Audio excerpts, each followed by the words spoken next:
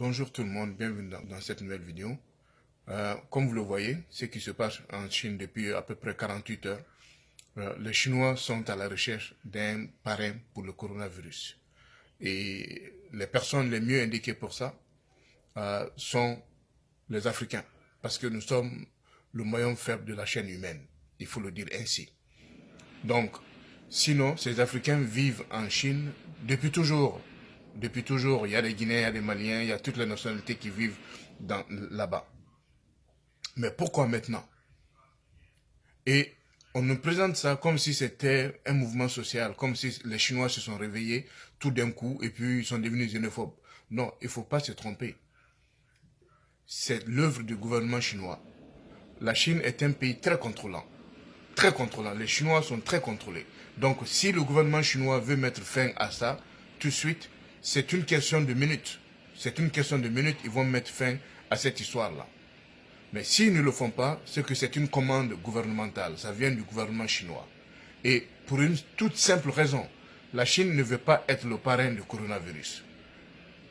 Tout simplement, quand le président des États-Unis dit que c'est un virus chinois, les Chinois émettent des communiqués, ils se fâchent. Parce qu'ils ne veulent même pas qu'on dise que c'est un virus chinois. Parce que les conséquences de ce virus-là sur l'humanité, nous le voyons tous. Le confinement dont nous faisons preuve aujourd'hui, tout ça, c'est ça. Les pertes économiques, c'est énorme ce que les Chinois ont fait à l'humanité. Donc, ils cherchent un coupable. Tout à fait ça. La gestion de cette crise par les Chinois est aussi à décrier. Ils n'ont pas averti l'humanité à temps. Ils ont caché le virus et quand c'était hors de contrôle, là, ils ont alerté le monde entier. Moi qui vous parle là, moi j'ai été testé. On m'a fait une prise de température en Chine, à Pékin, le 16 octobre dernier. Mais on ne nous a pas dit pourquoi on nous a fait une prise de température. Je venais de Hong Kong, pour Pékin, à la descente de l'avion, on nous a fait des prises de température à l'aéroport. Mais à l'époque, on ne savait pas pourquoi on nous a fait ça. Donc, la Chine est dans cette démarche-là. Pour juste reculer un peu en arrière, quand le virus est apparu pour la première fois, selon leur version à Wuhan, qu'est-ce qu'ils ont fait? Le médecin qui a lancé l'alerte, ce médecin a été sommé de ne plus parler de cela. Et après ça, ils ont envoyé 300 reporters à Wuhan pour essayer de déconstruire ce que le médecin avait lancé comme alerte. Pour dire que non, ce virus n'existe pas et tout ça. Donc, en un mot, la Chine est dans cette optique-là de trouver un parrain au coronavirus. Et c'est nous, les Africains, qu'ils ont trouvé.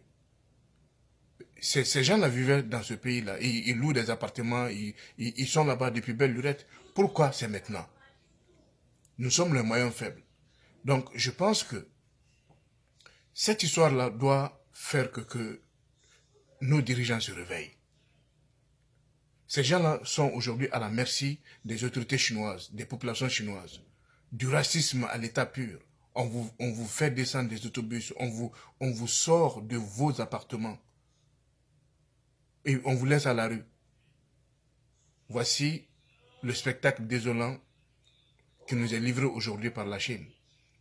Et toutes nos ressources minières dans nos pays, dans nos différents pays, sont drainées aujourd'hui pour aller vers ce pays-là.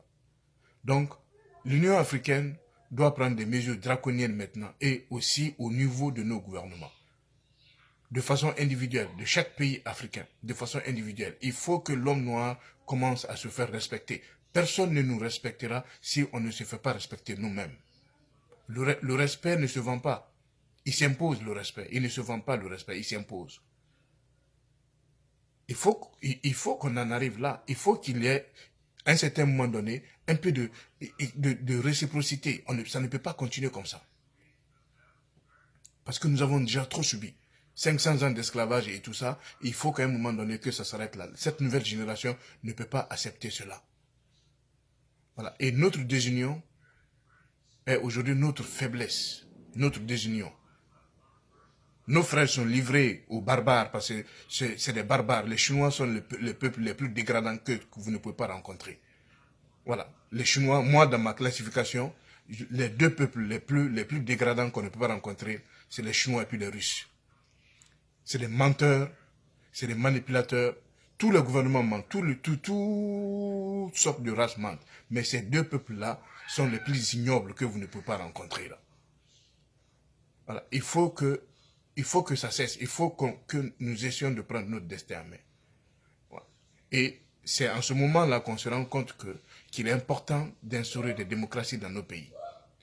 L'Union africaine n'a pas une armée. L'Union africaine n'a pas de moyens de locomotion pour que maintenant, si on décide de rapatrier tous nos frères de la Chine, et comment est-ce qu'on va faire ça si on n'a pas nos propres appareils? Si on n'est pas préparé concrètement, si on n'a pas des bases militaires sur le continent où nous avons de l'équipement, des hommes prêts à décoller à tout moment pour intervenir partout sur la planète quand nos frères sont en danger. Voici la problématique que nous avons aujourd'hui. Donc, c'est bien de s'indigner, mais je pense qu'au-delà de l'indignation, il faut que nous essayions de trouver maintenant des solutions à nos problèmes. Et avec ce que nous sommes en train de vivre là, vous voyez ce qui se passe dans le monde. On commence à parler du concept de démondialisation. Donc chacun va rester sur choix. C'est le temps de réfléchir et de trouver des solutions africaines aux problèmes africains. Sur ce, je vous remercie.